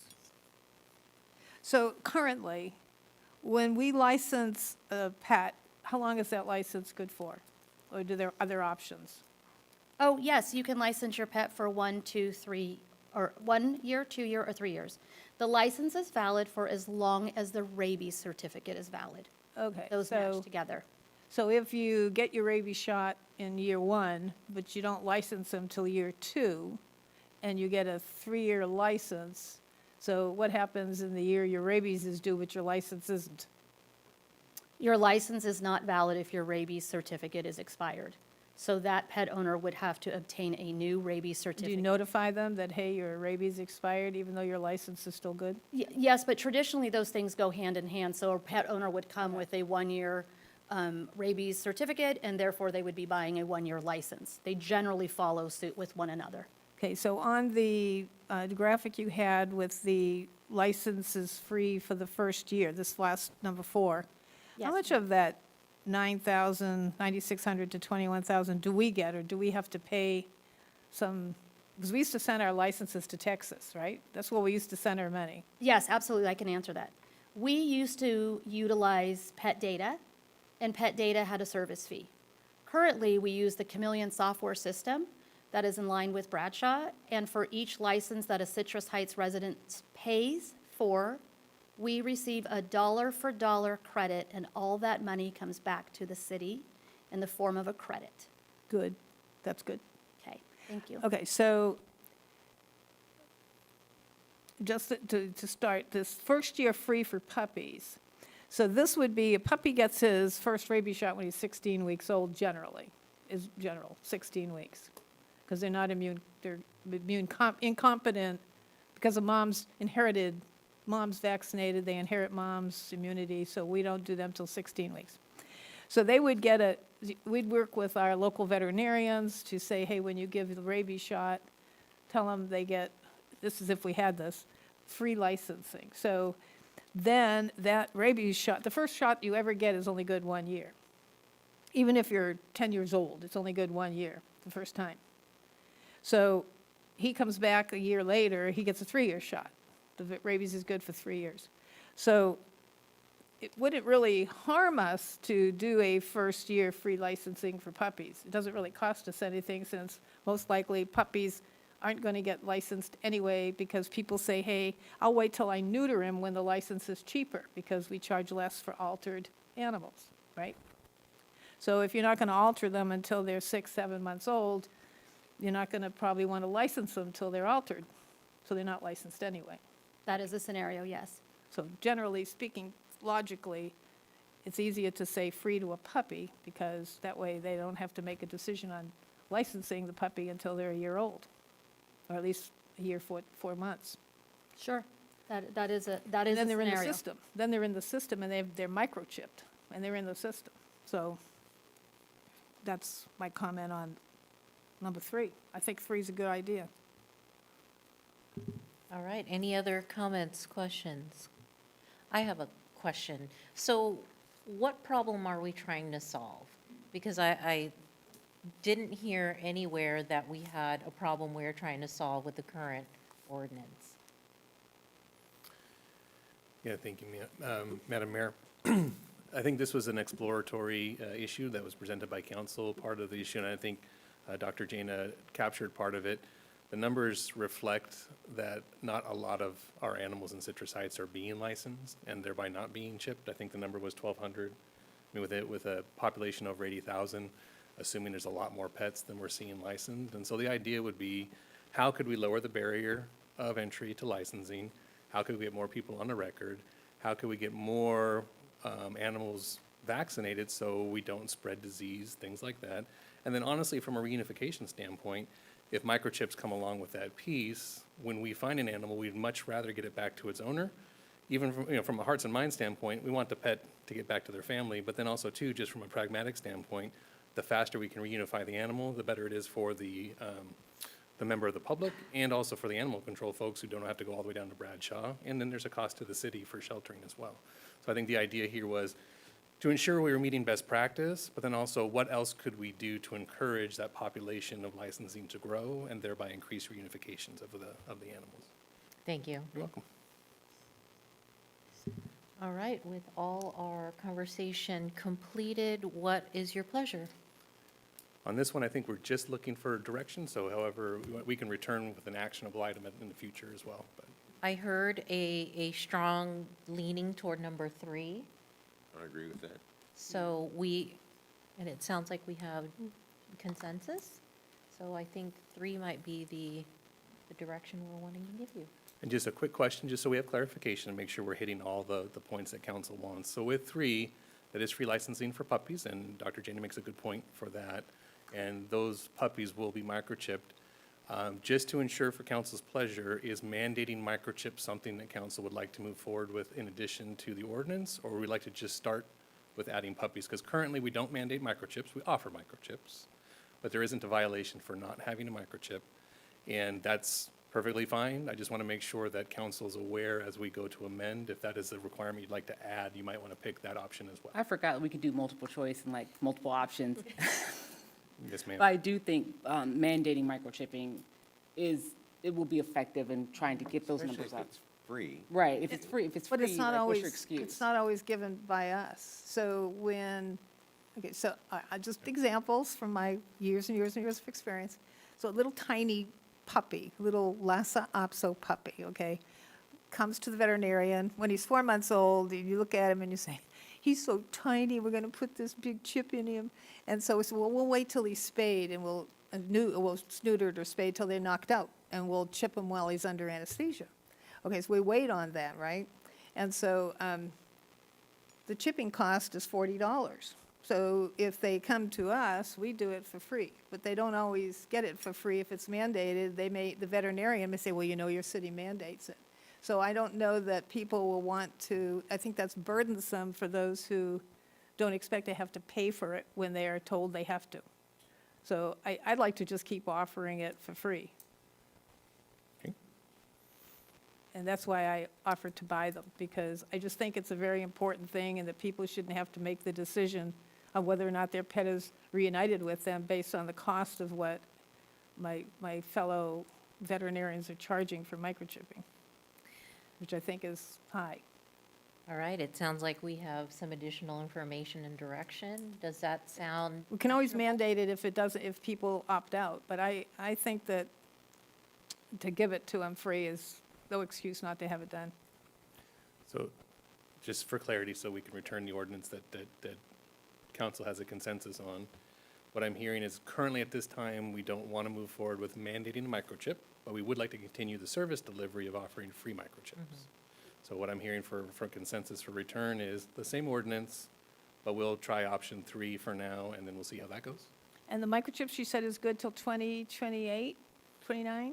based on our current level. But if we succeed in getting everybody microchipped, we'll be hitting buy up some more. our donors for more. For more money. Then I'll get some more. Okay. All right, we want it to be a successful I'll put it in program. my will, that for as long as you need microchips, you get microchips. Sounds good. So, Madam Mayor, just confirming that's the consensus on council is just 3 only, and we'll return And with that? 3, and just strongly, as we're promoting 3, also reminding folks that, hey, microchipping is free, go to the events, right? Just make sure we continue to push that, because I still feel like there's no reason why. Well, licensing gets them home as well, because but those little tags, when you renew your license, your dog lost his tags years ago, so there ought to be an option of replenishing the new tag.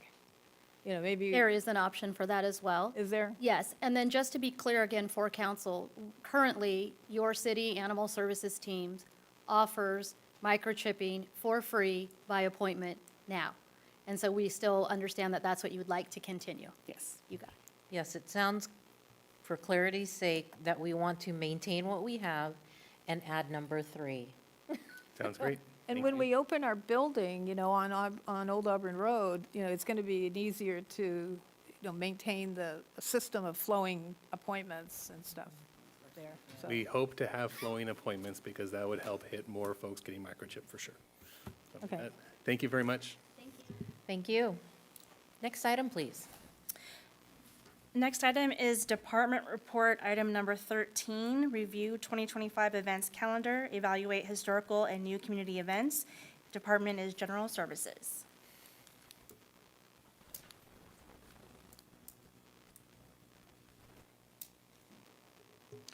Good evening, Madam Mayor, Madam Vice Mayor, and council members. Regina Cave, your General Services Director. I'm proud to be able to be here tonight, kind of closing out our year, successful year on a lot of events that we've had. So the city does host various signature community events throughout this year. Most of the city's larger community events are organized by General Services. However, Economic Development, Community Engagement, and the Police Department also host events as well. And as part of our strategic goal identified in March, we were to review the events from this calendar year, evaluate historical, and look at new event options. So looking back at 2025, we had about 12 city-hosted events, meaning my team, my staff, police department, economic development, we organized, hosted, put these events on. So we started off, we had 2 annual chip-in days. We had our event in April, which was during the week, and this has traditionally been either something held on or around Earth Day. And council may recall before COVID, the region used to actually have a very well-organized Creek Week. And this was put on by the Sacramento Area Creeks Council and Altaturas Group. But since then, it's been less regionally organized and more put on the communities to come up with something for themselves. And so we have started doing our annual Chip-In Day in April, and again, sometimes we do it during the week. We've also offered some unofficial organized creek cleanups on weekends as well. And then we also have one in October. This is a very well-turned-out event. We get a lot of donations from different contractors. We have pumpkins that are gifted to us, along with gift cards, and we have raffle prizes for all of our participants. We also have pizza that is donated by one of our contractors to Republic Services, and so it's a very well-attended event. We have our annual Tools of the Trade event. This was held in May. I believe our inaugural event started in 2022 as our Public Works Showcase, and this was really to help highlight all things of Public Works and to try to educate the community and hopefully get some interest from our students here within Citrus Heights interested in Public Works. There's so many different facets of Public Works that we'd like to see them turn up and talk about some career opportunities. And so that's our event that we hold in May, and we hold it just down the street over here at Van Maren Park. Of course, we have our big day of service in May, and this is another regional event, efforts through Fair Oaks, Orangevale, and now in Citrus Heights, primarily organized initially by the Rotary, and a lot of other groups have joined in. We started last year participating in this and collaborating with neighborhood groups. A lot of the neighborhood groups came out and did some projects, also with various Citrus Heights schools and the Citrus Heights Chamber. And you may have seen around town Executive Director Sherry Merrick and her team were putting chalk pictures and inspirational words all over the community that day. Of course, we have our annual City Scoop series. This is a wonderful series that Economic Development and Community Engagement Director Huber started 3 years ago. We've now finished 3 full years, so 9 events, very well attended at each event, regardless of, actually I think we had 8. One year we had to cancel one because it was about 110 degrees. But a very well-attended event, each one of them. It allows for opportunities to engage with the community, residents in their neighborhoods. They come to get, so to speak, the scoop on what's going on in the city, but also what's going on in their respective neighborhoods. And then we have our annual Stars and Stripes event. This event has concluded 4 years now, 3 years, 23, 24, and 25. And this essentially took the place of what we used to have as our Red, White, and Blue Parade. We had the Red, White, and Blue Parade up until about 2018, and then that event became retired due to low turnout, low involvement from a lot of the groups that used to have or participate in our parades. And so this was an effort to bring some Red, White, and Blue pride back to Citrus Heights and kind of refresh and see how we can get the community back together again. We've had quite a few thousand people attend this event year over year. It's grown pretty significantly, and again, very well attended. And then for 2025, we introduced a new event this year. This was kind of a test, and we did it here in September, again over at Van Maren Park, our Citrus Nights. event. This was a concert and a food truck event, which essentially took the place for this year for our Sunday Fun Day. As you know, Sunday Fun Day was put on pause in order to support Sunrise Recreation and Park District's big Jubilee event that they had just a few weeks later. And so it was another very well-attended event. According to our Placer AI data, we had about 750 folks that attended this event. I would consider that to be pretty successful, being that it's our first event, and it had also rained earlier that day, and so that may have dampened, some potential attendees from coming. Dampened? Dampened.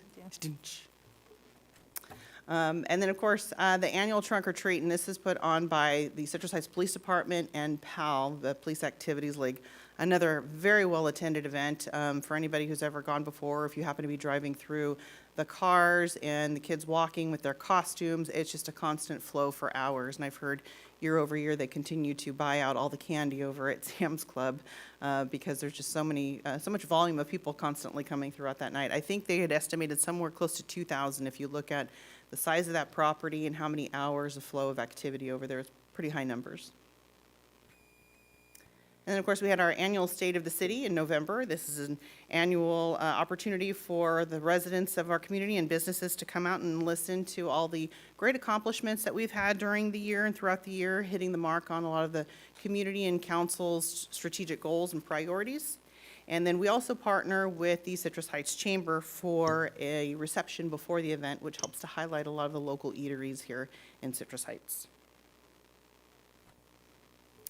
And then, of course, we just concluded our recent annual tree lighting last week. We have a picture here of City Manager Ash Feeney along with our Purple Pageant participants. They are one of the many vendors that we have that provide some services here in our Santa's Workshop.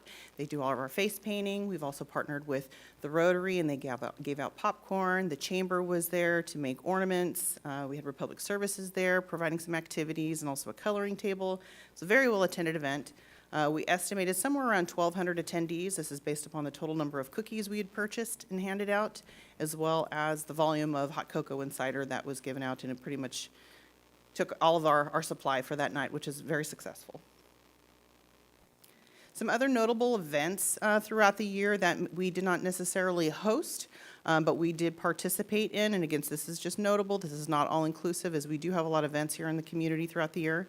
But the Reach Community Dinner that is held in March, that has been a priority of the council, to where the event center has been offered to host that event, and that event is open to the community. The Citrus Heights Event Center ribbon cutting, we held that in April as part of our rebranding, which used to be the community center. We had the Volunteer Appreciation Week, followed by a reception that was held here at City Hall, and that again was organized by the Economic Development and Community Engagement Department. There was the Citrus Heights Yoga Fest in May, and that was offered to the community through a grant from the community support. And then, of course, National Night Out in August. That is not only a national event, but here in Citrus Heights, our Citrus Heights Police Department do it well and organize it very well with all the neighborhood groups, the Neighborhood Watch, and the neighborhood areas to maximize participation here in the community. And it's kind of an all-hands-on-deck between council and staff and all the wonderful officers and men and women over at the police department. So before you would like to consider an event retirement, so to speak. So I mentioned that we paused Sunday Fun Day this past year in order to support Sunrise Recreation and Park District's Jubilee. Historically, Sunday Fun Day has been organized heavily by the city in cooperation or collaboration with the Park District, but the funding, for the most part, has fallen on the city. We had about 1,600 attendees, and this is again according to Placer AI data that we have for 2024's event. We spent about $36,000 total in expenditures, again for about 1,600 people. Now that does not take into account, we did have donations. We do, our staff do work very hard at getting sponsorships, and so we were able to decrease that total along with the booth registrations down to about 23,000. So we did fairly well. However, we look at the attendance over the years, and it is, something to consider that we haven't had that many folks attending. And those that have attended, when we looked at some of those numbers and some of the data, a lot of them do come from outside of Citrus Heights, and so trying to see how we can focus more of our efforts on our events to, support our Citrus Heights residents as much as possible. And that event typically is including not only booths, we've got businesses. During election season, we have a lot of candidates that show up and that want to provide information to their constituents. We have activities provided by the Citrus Heights Police Department. We have bounce houses and those types of things. So something to consider if we do want to replace, then we need to look at offering some of these elements. But also at the same time, Sunrise Recreation and Park District, they also have events within their own park that they can still cover some of those amenities as well.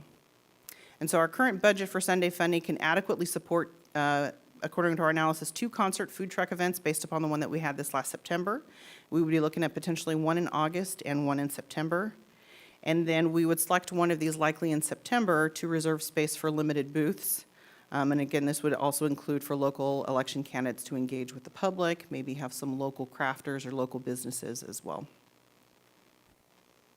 So our 2026 planned events, we would have about 13. That would include our Spring Chip-In Day, our Tools of the Trade, our Big Day of Service, our 3 City Scoop events, our Stars and Stripes, our Citrus Nights, and I have an asterisk there as a tentative if council will support. We have our Fall Chip-In Day, we have our Trunk or Treat, State of the City, and closing with the tree lighting. So I'm here for any questions you may have or anything that you want me to cover. Questions or comments? Right. Jane? Don't forget Halloween Parade, because that should, I know the city's always been a sponsor of it, but because it comes so close to the Old Family Fun Day, the last year, it wasn't covered good by the Messenger or the Sentinel, but it was very well attended, and it had booths. All the crafter booths who normally would be at Fun Day were there. They had booths beyond the usual booth space, and then they had the car show and everything else. So that event is well attended by our city residents and goes right down through our district. So I hope we keep that one on the list. It's not something we actually have to put in staff time, but it's something we do support. So I want to make sure we pay attention to that guy. Correct. And then Gigi puts on our art events. We want to make sure you had your Art in City Hall event, and if we have an opportunity to have art events, I want to be sure that we include those if they pop up through the Art Council. So this was to cover mostly just the events that we put our efforts, our staff that we have to budget for. Those are separate events. Okay. But I could add those also to our notable events. And to your point, we do support also the Citrus Heights Arts. We did have an event here in October. And the Citrus Heights Arts did limit the attendees and the invites to the artists' families. But it's still a great event. But potentially in the future, if she does, or if they do decide that they want to open that up to the public, we can advertise for that as well. Well, they had the one scheduled, but it got rained out, the one at Rush Park. That got rained out. Art Beat, yes. Yeah, Art Beat. So I just want to make sure we don't forget some of the ones we may not be directly involved in. And we don't forget those. Our staff are on those as well. Well, we don't want to schedule them for the same day either. No. Okay. That's my only comment. We don't want to forget anybody. All right, Tim? Thank you, Mayor. So you make a great case for retiring Sunday Fun Day. I did experience having my booth there and reaching out to I had booth there even when I wasn't running for reelection. I just like engaging with the community, but I found that probably about half of the people that I would engage with didn't live in our city. And that makes that event really costly when you start looking at that particular.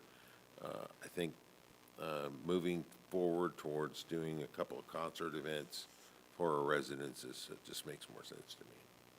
But I would like a place to put a booth if I need to. Put a what, a booth? A booth, yes. Thank That's my you. comment. Yeah, go ahead, Kelsey. Thank you, Mayor.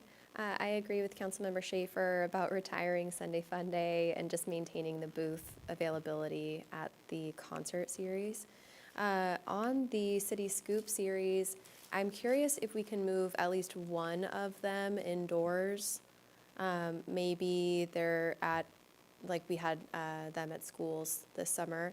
Maybe the school can open up their cafeteria for us so that people can actually come in to the AC or at least out, out of the sun. Because I think we did have to cancel one, but then also I think maybe people don't come out because it's so hot outside. I know I was suffering the last one.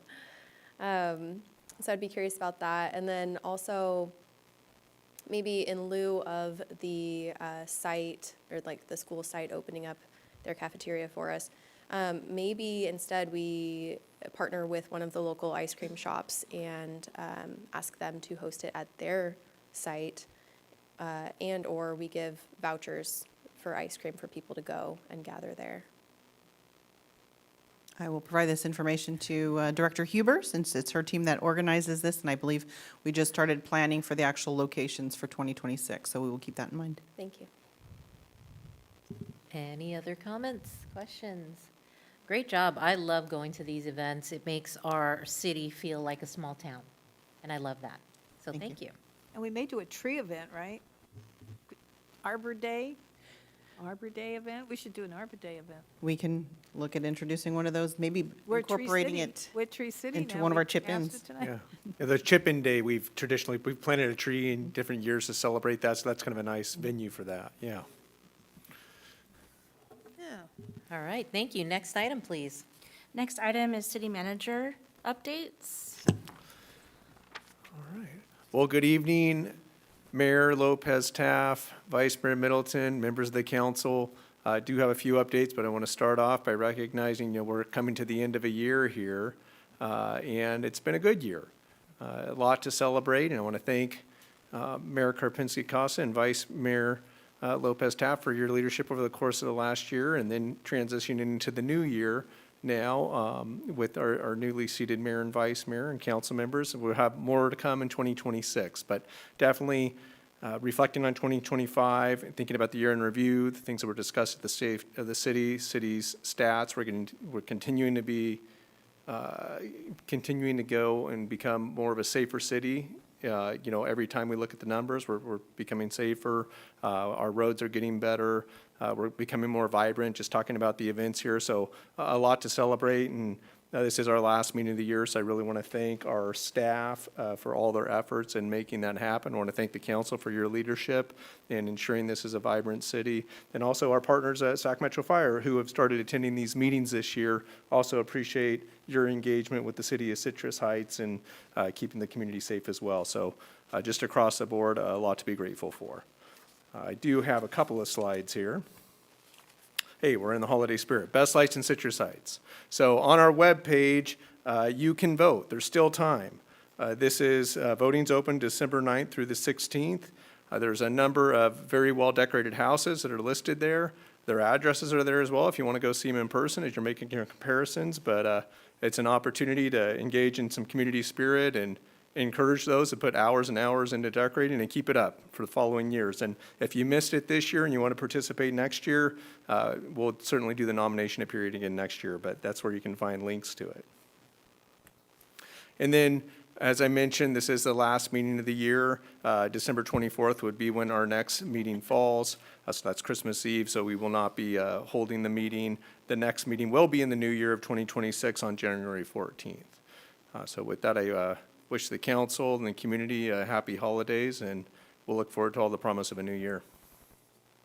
Thank you so much, Ash. And, I know we all very much appreciate you and our staff very much. This particular city would not be what it was without your leadership and the staff that you manage. So what a great job, everyone. It's a great way to end the year with lots of highs and a great review of all of our events that keep Citrus Heights thriving. Any items requested by council members or future agenda items? Yes. One. I found the number. SB 827 requires officials already elected mandatory training starting January 1, every 2 hours of fiscal and financial training every 2 years. And if you assume office during 2026, you have 6 months to complete it. So at some point, we're probably going to have to come back with some plans for us to have Susan tell us the what-fors. So SB 827, and I think some unelected department heads may be subject to this. So can you look into that? Yeah, certainly, we'll provide a department report on that and make sure everyone's informed on those requirements. Okay, and I also want to remind the public that as New Year's resolutions come forth, we do have on our city website the Volunteer Hub, where you can find all kinds of things you can sign up to volunteer for and to get involved in your neighborhood associations, which are, you know, in the wintertime, we kind of don't do as much recruiting because of the holidays, but start in January, we'd love to see new faces at our monthly meetings. You can check the city website for all the neighborhoods, the one you live in, and whatever neighborhood you live in. And also want to remind people that January 10th is our last microchipping event. I think it's in front of Costco or Walmart. Was it Costco or Walmart?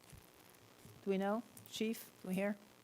It's near Costco. Costco. It's in the. Okay, in that parking lot, because, yeah, it was rain or shine, we'll be there. Okay. All That's right. that's Any other items requested? Mayor, can I make a statement? Yes.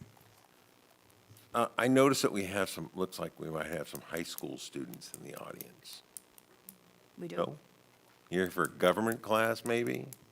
Why don't you come up and introduce yourself? Yeah, and we want to make sure you have the You get a picture picture with all of evidence us, that yeah. you came and did your duty. Absolutely. Come Come on on up, up. introduce yourself at the microphone, please, and just tell us your name, your grade level, and your school. Is this thing on? Oh. Hello, my name is Tyler Lamons. I'm a senior at Bella Vista. Welcome, Tyler, Hello. Great. and you have some friends behind you. Thanks for staying to the end. Yes, wonderful job. My name is Faith, and I'm a senior at Bella Vista as well. Welcome, Awesome. Faith. Hi, my name is Austin, and I'm also a senior at Bella Vista. Good All for you. right, welcome, Austin. Can we stand for a picture for you? Let's do one more comment, and then we'll stand for pictures. Give us All right. 2 minutes to do this. All right, Councilmember, go ahead. Thank you, Mayor. What a sweet idea for the photo, too. In the spirit of the new year, I thought, why not talk about renaming Sayonara next year? So But that's what? good. Renaming Sayonara. That sounds like a fun project. Yeah, All right. I'll say. I think the people that move in ought to name it. Well, It's got to be a process. it sounds like we've got two members of council would like to bring that back, and we'll talk about some options and some process about how that could be considered. So we'll do All that in the right, new year. that's a good idea. Let's adjourn officially, and we'll take our picture. Thank you, everyone.